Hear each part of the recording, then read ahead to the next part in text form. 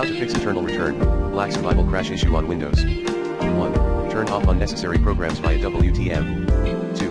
Verify the integrity of your game files in Steam. 3. Update your graphics driver using the recommended Avast driver updater in this video guide. 4. Install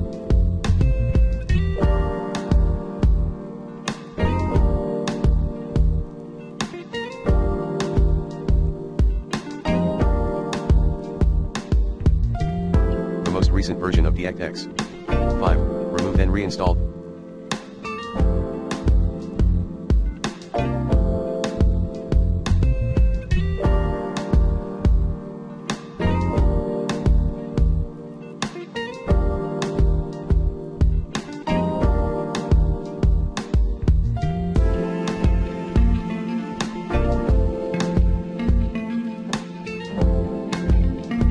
The ERBS game.